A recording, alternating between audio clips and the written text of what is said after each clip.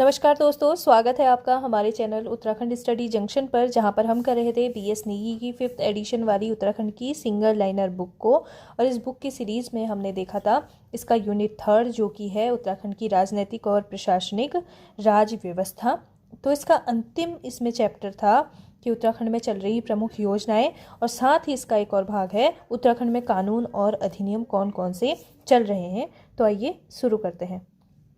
सबसे पहले उत्तराखंड गठन से पहले यहाँ पर उत्तर प्रदेश से पृथक होने के बाद राज्य में अस्थायी रूप से यूपी के अधिनियम और कानून ही लागू रहे थे, और साथ ही धीरे धीरे राज्य ने अपनी परिस्थिति के अनुसार नए कानून और नए अधिनियम बनाना यहाँ पर शुरू किया। जब उत्तराखंड राज्य का गठन हुआ 9 नवंबर 2000 में, तो राज्य में जो यूपी के उस समय पर जो भी अधिनियम थे या यूपी के जो भी कानून थे वही कानून चल रहे थे। बाद में राज्य ने क्या किया कि अपने अधिनियम और अपने कानून बनाना शुरू किया। उत्तराखंड के प्रमुख अधिनियमों को देखते हैं कि यहाँ पर कौन कौन से अधिनियम अभी जो इंपॉर्टेंट हमें एग्जाम के पॉइंट ऑफ व्यू से पूछे जाते हैं हम उनको पढ़ते हैं। तो सबसे पहले यहाँ पर है उत्तराखंड उत्तर प्रदेश पुनर्गठन अधिनियम 2000, जो कि उत्तराखंड राज्य के गठन के लिए बनाया गया था। तो उत्तर प्रदेश पुनर्गठन अधिनियम बनाया गया था 2000 में, जो कि उत्तराखंड राज्य के गठन के लिए बनाया गया था। साथ ही उत्तराखंड वृक्ष संशोधन अधिनियम आया था 2001 में, जो पर्यावरण और वन संरक्षण के लिए लाया गया था। तो उत्तराखंड राज्य में आता है वृक्ष संशोधन अधिनियम 2001 का, जो कि पर्यावरण और वन संरक्षण के लिए लाया जाता है। साथ ही लोकायुक्त अधिनियम को हम पढ़ते हैं, जो कि 2011 में आया था, जो कि भ्रष्टाचार पर नियंत्रण के लिए लाया गया था। और बाल अधिकार संरक्षण अधिनियम आया था 2005 में, जो कि बच्चों के अधिकारों की सुरक्षा के लिए यहाँ पर लाया गया था। यानी जो बच्चों के अधिकारों की सुरक्षा है उसके लिए बाल अधिकार संरक्षण अधिनियम लाया गया था। जैसे बाल भिक्षावृत्ति होती है, या जो बालक होते हैं वो काम करते हैं छोटी एज से, तो 14 वर्ष से कम उम्र के जो बच्चे किसी जोखिमपूर्ण स्थान पर काम करते हैं, तो उन बच्चों के अधिकारों की सुरक्षा के लिए यहाँ पर बाल अधिकार संरक्षण अधिनियम लाया गया था। और उत्तराखंड पंजीकृत सामाजिक संस्थाएं अधिनियम आया था 2005 में, जिसमें सामाजिक संस्थाओं का पंजीकरण कराने से संबंधित इस अधिनियम को लाया गया था। यानी कि उत्तराखंड राज्य में जितनी भी सामाजिक संस्थाएं काम कर रही हैं उन संस्थाओं का पंजीकरण कराया जाएगा। किसके तहत? उत्तराखंड पंजीकृत सामाजिक संस्थाएं अधिनियम 2005 के तहत। राज्य में आपदा प्रबंधन की प्रणाली को मजबूत करने के लिए यहाँ पर राज्य आपदा प्रबंधन अधिनियम बनाया गया 2005 में। तो आपदा प्रबंधन के लिए यहाँ पर आपदा प्रबंधन अधिनियम आया था 2005 में। और जैव विविधता के संरक्षण के लिए यहाँ पर आया था जैव विविधता अधिनियम 2002 में। तो जैव विविधता संरक्षण के लिए 2002 में अधिनियम बनाया गया। ऐसे ही खाद्य सुरक्षा और खाद्य गुणवत्ता के लिए 2006 में खाद्य सुरक्षा और मानक अधिनियम आया 2006 में, जो कि पहले केंद्र सरकार इसको लाई थी, बाद में राज्य सरकार ने इसको राज्य में एक अधिनियम के रूप में बनाया 2006 में। ऐसे ही वन अधिकार अधिनियम जिसे हम पढ़ते हैं 2006 का, जो कि वनवासियों के अधिकार से संबंधित था। तो ये हैं उत्तराखंड के कुछ प्रमुख अधिनियम या एक्ट्स जो हम एग्ज़ाम में पढ़ते हैं, या एग्ज़ाम में हमें ये बार बार देखने को मिलते हैं। आगे देखते हैं उत्तराखंड की प्रमुख नीतियाँ कौन कौन सी हैं। ऐसे तो कई तरीके की नीतियाँ उत्तराखंड राज्य में आती रहती हैं, तो इसमें कुछ प्रमुख नीतियाँ हैं। जैसे पर्यटन नीति है, जो पर्यटन विकास और रोजगार सृजन के लिए हम देखते हैं कि हमारा जो राज्य है वो एक पर्यटनशील राज्य है। हम पर्यटन पर हमारा जो अर्थव्यवस्था है वो टिकी हुई है, तो पर्यटन नीति यहाँ पर बनाई गई है। ऐसे ही जैव प्रौद्योगिकी नीति को देखें तो नीति और उद्योग विकास के लिए इसको लाया गया। तकनीकी और उद्योग विकास के लिए जैव प्रौद्योगिकी नीति आई। महिला सशक्तिकरण नीति आई, महिलाओं को आर्थिक रूप से और सामाजिक रूप से एक सशक्त करने के लिए। और खेल नीति आई, प्रतिभावान खिलाड़ियों को अवसर देने के लिए। 4 नीतियां हैं: पर्यटन नीति, जैव प्रौद्योगिकी नीति, महिला सशक्तिकरण नीति और खेल नीति। तो एग्जाम्स में भी ये नीतियाँ पूछी जाती हैं। आगे देखते हैं यूसीसी को। अभी हाल ही में हमारे देश में समान नागरिक संहिता को लागू कर रखा है। तो आइए देखते हैं कि समान नागरिक संहिता के क्या क्या प्रावधान हैं, और किस तरीके की कमेटी यहाँ पर बनाई गई, और कब ये विधानसभा में पेश हुआ, और कब इसको विधेयक बना के इसको पारित किया गया, कब इस यूसीसी को मंजूरी मिली, और कब से यह लागू हुआ, ये सब देखते हैं। भारतीय संविधान के भाग 4 के अनुसार अनुच्छेद 44 में समान नागरिक संहिता शब्द का स्पष्ट रूप से उल्लेख किया गया है। और अनुच्छेद 44 में कहा गया है कि राज्य भारत के पूरे क्षेत्र में नागरिकों के लिए एक समान नागरिक संहिता सुनिश्चित करने का प्रयास किएगा। तो हमारा अनुच्छेद 44 है, जो कि हमारे राज्य के नीति निर्देशक तत्व के अंतर्गत आता है। तो इसमें कहा गया है कि राज्य क्या करेगा, भारत के पूरे क्षेत्र में नागरिकों के लिए एक समान नागरिक संहिता सुनिश्चित करने का प्रयास करेगा। और समान नागरिक संहिता का जो उद्देश्य है वो व्यक्तिगत मामलों जैसे कि विवाह, तलाक, उत्तराधिकार आदि के लिए सभी नागरिकों के लिए समान नियम और अधिकार सुनिश्चित करना है। जो समान नागरिक संहिता है इसका उद्देश्य होता है कि जैसे विवाह के मामले होते हैं, तलाक के मामले होते हैं, उत्तराधिकार के मामले होते हैं, तो यहाँ पर हम अलग अलग कम्युनिटी के लोग रहते हैं ना, हिंदू, मुस्लिम, सिख, ईसाई और भी पारसी। तो इन जैसे समुदाय के जो लोग हैं ना, इनके लिए विवाह की, तलाक की, उत्तराधिकार की एक जैसे नियम होंगे सबके लिए। यानी कि कोई किसी भी तरीके से जैसे तलाक होना है तो वो एक कानूनी रूप से तलाक होगा, या अगर विवाह होना है तो उस विवाह को रजिस्टर कराना जरूरी होगा। तो समान नागरिक संहिता का उद्देश्य होता है कि उस राज्य में रह रहे सभी लोगों के लिए एक जैसे नियम और एक जैसे कानून होंगे और एक जैसे अधिकार होंगे सभी के। तो समान नागरिक संहिता लागू करने वाला पहला राज्य था हमारा गोवा, और स्वतंत्रता के बाद यूसीसी लागू करने वाला पहला राज्य था उत्तराखंड। तो 5 सदस्यीय यूसीसी ड्राफ्ट कमेटी के जो अध्यक्ष थे वो थे न्यायाधीश रंजना प्रकाश देसाई। और उत्तराखंड में यूसीसी कमेटी का गठन किया गया 27 मई 2022 को, और कमेटी में रिपोर्ट सौंपी गई 2 फरवरी 2024 को। तो यूसीसी कमेटी का गठन होता है 27 मई 2022 में। कमेटी अपनी रिपोर्ट सौंपती है 2 फरवरी 2024 में। इसके बाद उत्तराखंड विधानसभा में यूसीसी विधेयक पेश किया जाता है 6 फरवरी 2024 को।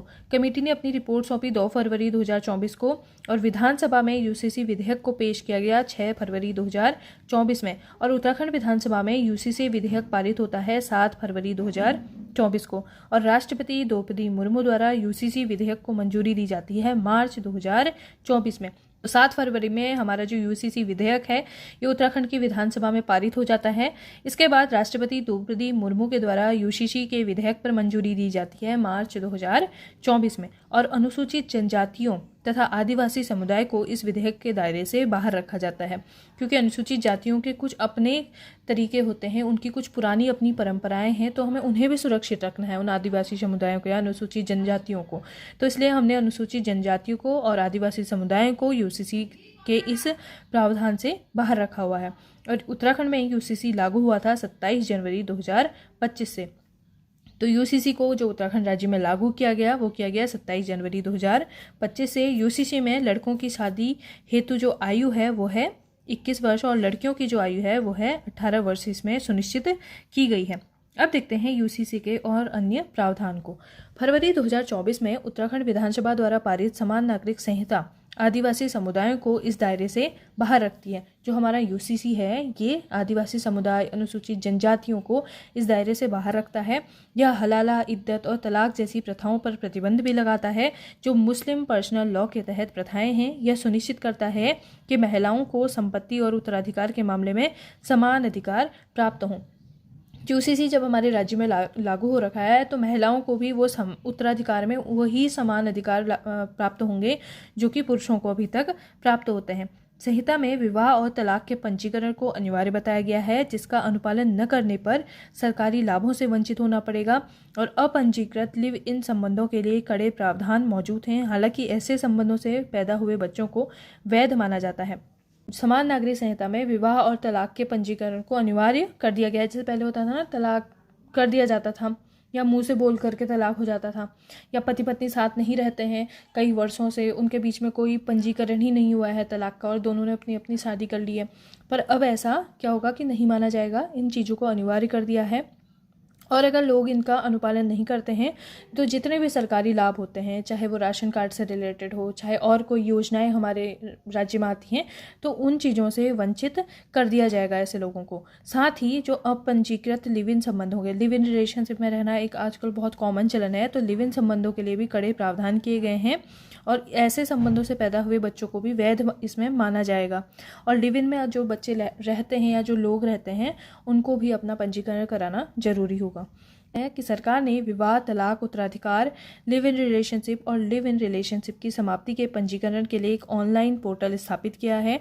नागरिक अपने डेटा और आवेदन की स्थिति को मोबाइल फोन या घर से देख सकते हैं। अब इसमें क्या है कि आप विवाह का भी, तलाक का भी, उत्तराधिकार का भी और लिव इन रिलेशनशिप की समाप्ति का, इन सब का पंजीकरण ऑनलाइन पोर्टल पर कर सकते हैं। और आप अपने डेटा को भी अपने घर बैठे मोबाइल फ़ोन से देख सकते हैं। समान सेवा केंद्रों यानी कि जो हमारे CSC सेंटर हैं, इनको ऑनलाइन पंजीकरण के लिए अधिकृत कर रखा है। और इंटरनेट सुविधा से वंचित दूर दराज के क्षेत्रों में CSC एजेंट को घर घर जाकर पंजीकरण सेवाएं प्रदान करने का भी आदेश हुआ है। यानी कि जो CSC एजेंट होता है ना, वो घर घर जाकर के भी पंजीकरण करवाएंगे और साथ ही जो CSC सेंटर हैं इनको ऑनलाइन पंजीकरण के लिए अधिकृत भी सरकार के द्वारा किया गया है। सरलता और सुविधा के लिए ईमेल और SMS के माध्यम से पंजीकरण और ट्रैकिंग की शुरुआत की गई है। यानी कि इसमें क्या है कि ईमेल और SMS भेजा जाएगा आपके नंबर पर, और ऑनलाइन शिकायत पंजीकरण तंत्र भी स्थापित किया गया है कि ऑनलाइन भी आप अपने पंजीकरण संबंधी आपको कोई शिकायत है तो आप उस पर भी उसमें शिकायत कर सकते हैं। तो ये था हमारा UCC, जिसके अंदर कुछ प्रमुख प्रावधान किए गए हैं। और अब देखते हैं उत्तराखंड में भू कानून को। उत्तराखंड राज्य गठन के बाद राज्य की कृषि भूमि खरीद फरोख्त की प्रक्रिया तेज हो गई थी, जिस कारण 2002 में बाहरी लोगों को 500 वर्ग मीटर से अधिक जमीन खरीद पर रोक लगाने का प्रावधान किया गया। यानी कि जब हमारे राज्य का गठन हुआ तो राज्य में जो कृषि भूमि की खरीद फरोख्त है काफ़ी तेज हो गई थी। तो 2002 में क्या किया गया, जो बाहर के लोग हैं, जो अन्य राज्य के लोग हैं, वो यहाँ पर 500 वर्ग मीटर से अधिक की ज़मीन नहीं खरीद सकते, इस पर रोक लगा दी गई थी। 2007 में खंडूरी सरकार ने बाहरी लोगों को जमीन खरीद पर 250 वर्ग मीटर कर दी थी, लेकिन 2018 में त्रिवेंद्र सरकार ने उत्तर प्रदेश जमींदारी विनाश एवं भूमि सुधार अधिनियम 1950 में संशोधन कर भूमि खरीद पर अधिकतम सीमा को समाप्त कर दिया गया। इसका कारण था कि निवेश और उद्योगों को बढ़ावा दिया जाएगा। तो 2007 में जब भुवन चंद खंडूरी यहाँ के मुख्यमंत्री थे तो उन्होंने बाहरी लोगों को जमीन खरीद पर 250 वर्ग मीटर कर दिया था। पहले था 500 वर्ग मीटर, उन्होंने किया 250 वर्ग मीटर। लेकिन 2018 में जब त्रिवेंद्र रावत यहाँ के मुख्यमंत्री थे तो उन्होंने उत्तर प्रदेश जमींदारी विनाश और भूमि सुधार अधिनियम लाया और इसमें संशोधन किया, जिसके तहत भूमि खरीद पर जो अधिकतम सीमा है इसको समाप्त कर दिया, जिसका कारण था कि यहाँ पर जो निवेश होंगे या जो उद्योग होंगे उनको बढ़ावा देना। यानी कि जो बाहर के लोग यहाँ पर निवेश करेंगे और उद्योगों को बढ़ावा देना इसका प्रमुख कारण था। जुलाई 2021 में मुख्यमंत्री पुष्कर सिंह धामी ने भू कानून को लेकर सुभाष कुमार के नेतृत्व में उच्च स्तरीय समिति का गठन किया। तो 2021 में जो हमारे CM हैं पुष्कर सिंह धामी, इन्होंने भू कानून के लिए सुभाष कुमार के नेतृत्व में एक समिति का गठन किया और फरवरी 2025 को उत्तराखंड विधानसभा में उत्तर प्रदेश जमींदारी विनाश और भूमि व्यवस्था अधिनियम 1950 में संशोधन विधेयक पारित किया गया। तो फरवरी 2025 में क्या होता है कि उत्तर प्रदेश जमींदारी विनाश और भूमि व्यवस्था अधिनियम 1950 को संशोधित करके पारित किया जाता है, जिससे राज्य के भू कानून को और अधिक कानून कठोर बनाया गया। और इस संशोधन का उद्देश्य था कि उत्तराखंड की सांस्कृतिक विरासत और पर्यावरण संरक्षण को सुनिश्चित करना और साथ ही अनियंत्रित भूमि खरीद बिक्री पर भी रोक लगाना। तो जब 2025 में यहाँ पर संशोधन किया गया उत्तर प्रदेश जमींदारी विनाश और भूमि व्यवस्था पर, तो इसका उद्देश्य था कि जो हमारे राज्य का भू कानून है इसको कठोर बनाया जाए और साथ ही संशोधन का उद्देश्य था कि उत्तराखंड की सांस्कृतिक विरासत और पर्यावरण संरक्षण को सुरक्षित करना, साथ ही जो यहाँ पर भूमि की खरीद फरोख्त हो रही है बाहरी लोगों के द्वारा उस पर भी रोक लगाना था। अब देखते हैं उत्तराखंड भू कानून 2025 के संशोधन के मुख्य प्रावधान।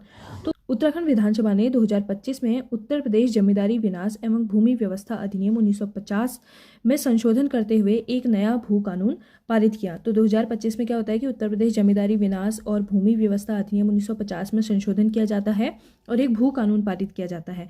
तो इस संशोधन के अंतर्गत कृषि और उद्यान भूमि की अनियंत्रित खरीद फरोख्त पर कठोर पाबंदी लगाई गई। यानी कि कृषि से संबंधित या उद्यान भूमि से संबंधित जो भी भूमि होती है, इस पर जो यहाँ पर खरीद फरोख्त हो रही है बाहरी लोगों के द्वारा, इस पर पाबंदी लगाई गई इस प्रावधान के द्वारा।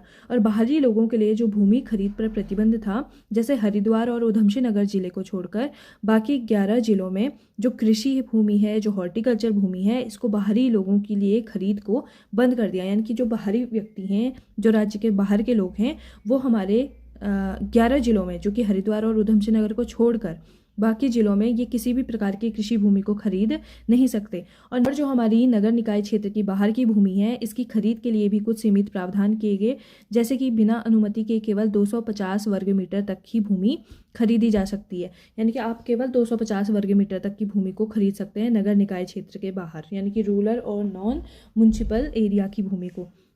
और भूमि खरीदते समय शपथ पत्र अनिवार्य होगा, जिससे फर्जी लेन देन, अवैध खरीद फरोख्त को रोका जा सके। और यदि भूमि किसी विशेष उद्देश्य जैसे उद्योग, अस्पताल, स्कूल, इन सब के लिए ली जा रही है, पर उस उद्देश्य के अनुरूप उपयोग नहीं हो रहा है, तो भूमि सरकार में जब्त कर ली जाएगी, सरकार द्वारा जब्त कर ली जाएगी उस भूमि को। तो ये अनिवार्य होगा, शपथ पत्र एक एफिडेविट बनवाना अनिवार्य होगा।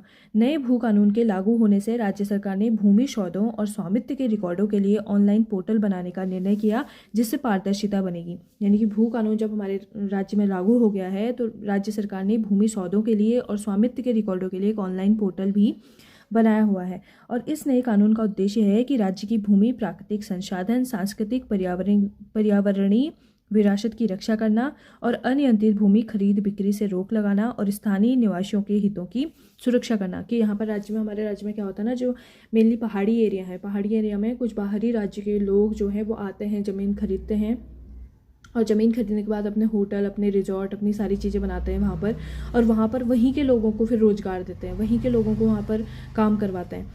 तो इन चीज़ों पर रोक लगाने के लिए भी इस नियम को लाना अनिवार्य था। अब देखते हैं उत्तराखंड सरकार के निर्धारित लक्ष्य कौन कौन से हैं, कि सौर ऊर्जा उत्पादन के लिए या सतत विकास के लिए कितने और क्या क्या लक्ष्य यहाँ पर रखे गए हैं। सबसे पहले देखते हैं सौर ऊर्जा उत्पादन के लिए 2023 में जारी उत्तराखंड सौर ऊर्जा नीति 2023 के तहत जो राज्य सरकार है इसने लक्ष्य रखा है कि दिसंबर 2027 तक राज्य में कुल 2500 मेगावाट सौर ऊर्जा उत्पादन क्षमता स्थापित की जाएगी। तो 2500 मेगावाट की क्षमता का उत्पादन का लक्ष्य रखा गया है राज्य सरकार के द्वारा। कब तक का? दिसंबर 2027 तक।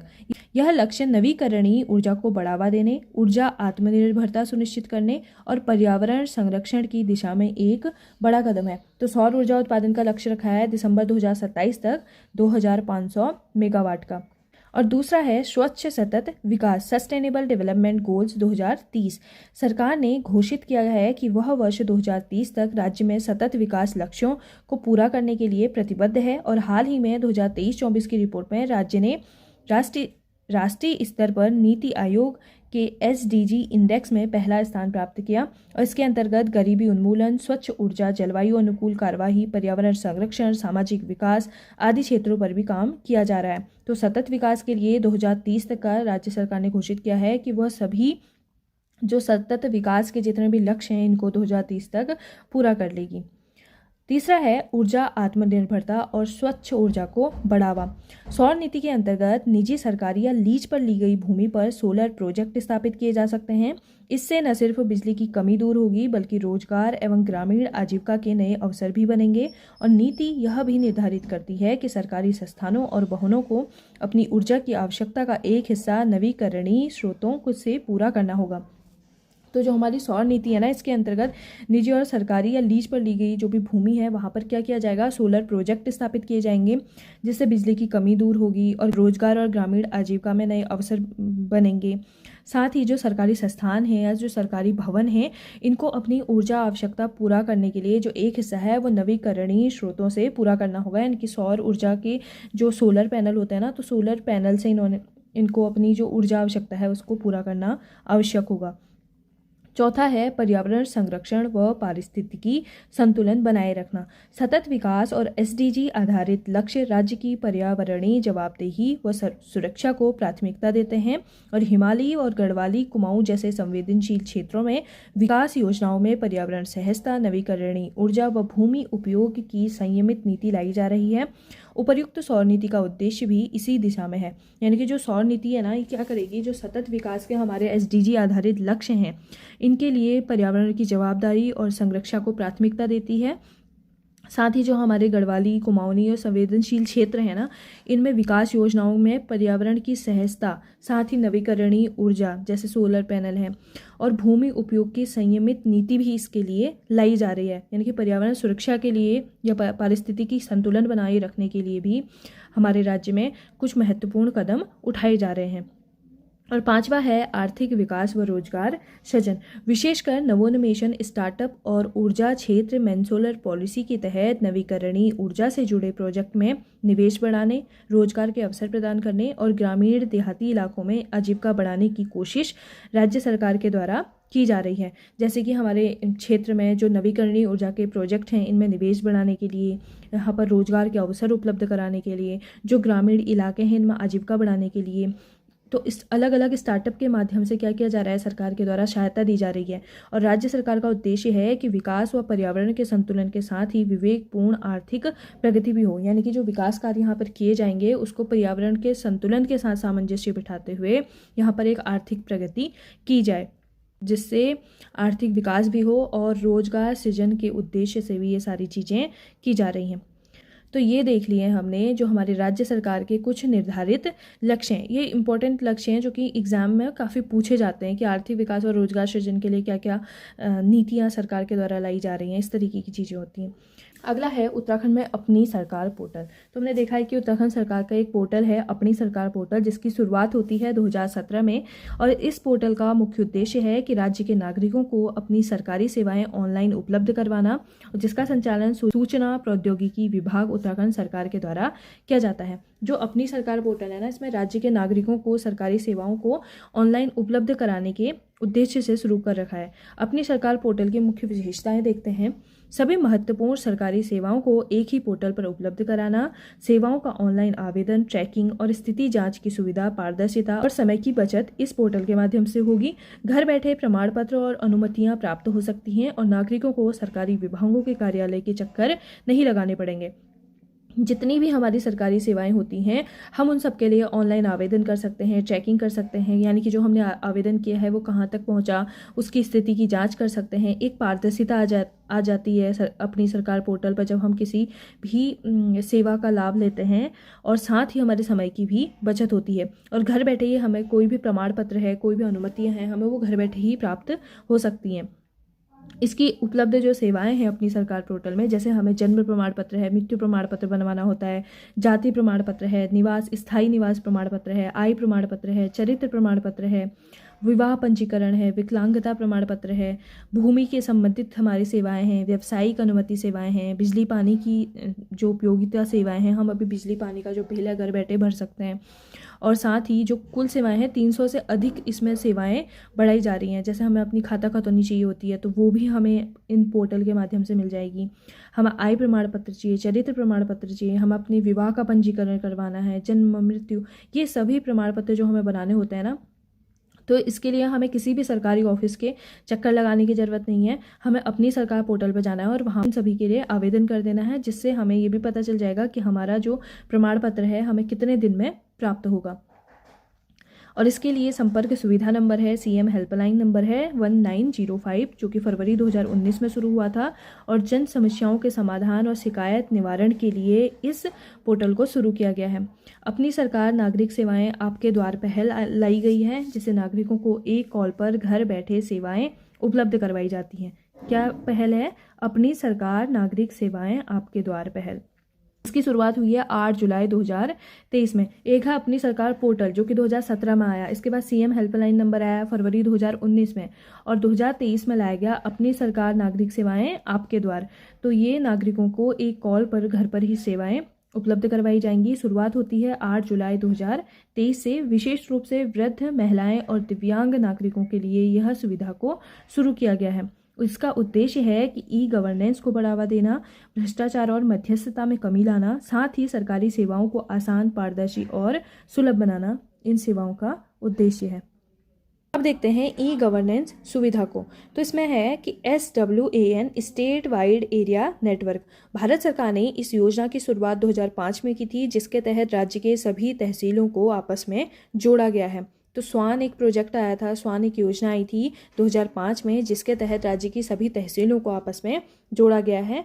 और सरकारी कामकाजों में शीघ्रता लाने और सरकार के कार्यक्रमों को जनता तक पहुंचाने के लिए सूचना प्रौद्योगिकी का प्रयोग ई गवर्नेंस कहलाता है। जब हम जो हमारी अपनी सरकार पोर्टल है या फिर CSC सेंटर पर जा करके हम अपने किसी भी प्रमाण पत्र के लिए हम आवेदन करते हैं, तो इन कामों में जो शीघ्रता आती है, यानी कि सूचना प्रौद्योगिकी के माध्यम से हम इन कामों को करते हैं, तो यह क्या कहलाता है? ई गवर्नेंस कहलाता है। राज्य में भू अभिलेखों के लिए देवभूमि नाम का सॉफ्टवेयर तैयार किया गया है। जो हमारे राज्य के भू अभिलेख होते हैं ना, हमारी खाता खतौनी है या कौन सी ज़मीन किसके नाम पर है, तो इन सभी अभिलेखों के लिए एक देवभूमि नाम का सॉफ्टवेयर तैयार किया गया है। और सरकारी विभागों की सूचनाएं प्राप्त करने के लिए उत्तरा नाम का पोर्टल बनाया गया है। यानी कि हमें किसी भी सरकारी विभाग की कोई भी जानकारी चाहिए, कोई भी सूचना चाहिए, तो उसके लिए उत्तरा नाम का पोर्टल बनाया गया है। हम वहाँ पर जा करके आवेदन कर सकते हैं। या जो देवभूमि नाम का सॉफ्टवेयर है, यहाँ पर जा करके हम अपने हमारे हिस्से की जो ज़मीन है, हमारी जो खसरा खतौनी चीज़ें होती हैं, उन चीज़ों को जा करके हम देख सकते हैं। ई गवर्नेंस के तहत ई डिस्ट्रिक्ट योजना 2009 में पौड़ी से शुरू की गई, जिसके तहत सूचना और प्रौद्योगिकी के माध्यम से सरकारी सेवा जन जन तक पहुंचाना इसका उद्देश्य है। जो ई गवर्नेंस के तहत ई डिस्ट्रिक्ट योजना है, यह हमारे शुरू की गई 2009 में पौड़ी से। और इसके तहत क्या है कि सूचना प्रौद्योगिकी के माध्यम से, इंफॉर्मेशन टेक्नोलॉजी के माध्यम से सरकारी सेवाओं को जन जन पहुँचाने का एक उद्देश्य रखा गया। 2021 में उत्तराखंड सरकार ने अपनी सरकार पोर्टल लॉन्च किया था, जिसमें ई डिस्ट्रिक्ट की सारी सुविधाएं उपलब्ध कराई गई हैं। तो अपनी सरकार पोर्टल को लॉन्च किया था सरकार ने, उत्तराखंड सरकार ने, जिसमें क्या किया गया कि ई डिस्ट्रिक्ट की जितनी भी सुविधाएं हैं वो सभी उपलब्ध करवाई जाती हैं। जनाधार ई सेवा के तहत राज्य का उद्देश्य तहसीलों में निवास, हैसियत, चरित्र और जाति प्रमाण पत्र सुगमता से उपलब्ध कराना था, जिसका पूरा नाम पंडित दीनदयाल उपाध्याय जनाधार ई सेवा है। अभी हम देखते हैं कि हमारे CSC सेंटर में भी हम देखते हैं ना, जनाधार ई सेवा करके लिखा होता है वहाँ पर। तो ये जो जनाधार ई सेवा है, इसका उद्देश्य क्या है कि जो हमारी तहसीलें हैं राज्य की, हमारा स्थायी निवास प्रमाण पत्र है, चरित्र प्रमाण पत्र है, जाति प्रमाण पत्र है, ये सभी प्रमाण पत्र हम CSC सेंटर पर जाके आसानी से, जो जनाधार ई सेवा है, इसके माध्यम से हम यहाँ पर आवेदन कर सकते हैं। और हमें ये प्रमाण पत्र 7 दिन में या 15 दिन की अवधि में प्राप्त हो जाते हैं। और ई गेट पास सुविधा आम नागरिकों को राजकीय कार्यालय में या परिसर में अपॉइंटमेंट लेने की प्रक्रिया को सहज और सरल बनाती है। साथ ही विधानसभा, मुख्यमंत्री कार्यालय और सचिवालय में भी ये अपॉइंटमेंट सुविधा उपलब्ध है। जैसे ई गेट पास सुविधा है ना, हमें किसी को काम है विधानसभा में या मुख्यमंत्री कार्यालय में, हमें किसी चीज़ के लिए शिकायत करनी है, या सचिवालय में हमारा कोई अपॉइंटमेंट है, हमें कुछ काम है, तो हम उसके लिए ई गेट पास सुविधा ले सकते हैं। जिससे हमारा क्या रहेगा, एक जो भी जितने भी हमारे राज्य के राजकीय कार्यालय हैं या परिसर हैं, वहाँ पर हम अपॉइंटमेंट लेने में हमें आसानी होगी। ऑनलाइन हमें अपॉइंटमेंट मिल जाएगा। कॉमन सर्विस सेंटर CSS के माध्यम से नागरिकों को ई डिस्ट्रिक्ट एवं राज्य तथा केंद्र की अन्य सेवाएं भी प्रदान की जा रही हैं। जो भी हमारे कॉमन सर्विस सेंटर हैं, यहाँ से हम अपने किसी भी सरकारी प्रमाण पत्र के लिए आवेदन कर सकते हैं, या ई डिस्ट्रिक्ट की जितनी भी योजनाएं चलाई जा रही हैं, उनके लिए हम अपने राज्य में कहीं से भी CSC सेंटर के माध्यम से आवेदन कर सकते हैं। IT पार्क देहरादून में उत्तराखंड राज्य डेटा सेंटर भी स्थापित किया जा रहा है, जिसमें E district, E gate pass system, CM dashboard, E office आदि सेवाएं संचालित की जा रही हैं। जो IT पार्क देहरादून है, यहाँ पर एक डेटा सेंटर स्थापित कर रखा है, जिसमें जैसे ई डिस्ट्रिक्ट की सारी सुविधाएं, ई गेट पास से संबंधित system, CM dashboard, E office, ये सभी सेवाएं यहाँ पर संचालित की जा रही हैं। PM गति शक्ति उत्तराखंड, यह कार्यक्रम उत्तराखंड सरकार के विभागों के ऐसे प्रस्तावों और परियोजनाओं हेतु लक्षित है जिस पर अनुमोदन व कार्यवाही की आवश्यकता है। अब PM गति शक्ति उत्तराखंड आया है, जिसमें ऐसे विभाग या ऐसे प्रस्ताव जो काफ़ी समय से लंबित हैं, जिन पर अनुमोदन या कार्यवाही की आवश्यकता है, उन्हें PM गति शक्ति उत्तराखंड योजना के माध्यम से शुरू करवाया जाएगा या पूरा करवाया जाएगा। तो ये थे हमारे प्रमुख अधिनियम हैं, कानून हैं। तो हमने इस चैप्टर को भी कंप्लीट कर लिया है। उत्तराखंड में कानून और अधिनियम और कार्यक्रम का जो चैप्टर है, ये हमारे यहाँ पर समाप्त होता है। इसमें ऑलमोस्ट सारे अधिनियम या कानून भी इम्पोर्टेंट हैं एग्जाम के पॉइंट ऑफ व्यू से, वो सारे इसमें करा रखे हैं। आप इसे एक बार और अच्छे से चेकआउट कर सकते हैं वीडियो के माध्यम से, या फिर आप BSNE की बुक को भी देख सकते हैं। इसमें कुछ तो हमने ऐड ऑन कर रखा है कि जो एक्स्ट्रा फैक्ट उसमें बहुत कम मात्रा में दिए गए थे, हमने इसमें कुछ ऐड कर रखे हैं। और इसी के साथ ही हमारा ये चैप्टर होता है यहाँ पर कंप्लीट। तो इस चैप्टर में हमने अभी तक देखा जो भी उत्तराखंड के प्रमुख अधिनियम थे, कानून थे, और साथ ही हमने UCC को देखा, भू कानूनों को देखा, और हमारी अपनी सरकार पोर्टल जो है उत्तराखंड राज्य की प्रमुख नीतियाँ हमने इस चैप्टर के माध्यम से देख ली हैं। तो इसके बाद का जो हमारा नेक्स्ट चैप्टर है वो है उत्तराखंड की भौगोलिक संरचना। तो मिलती हूँ आपसे इसके नेक्स्ट चैप्टर के साथ। धन्यवाद।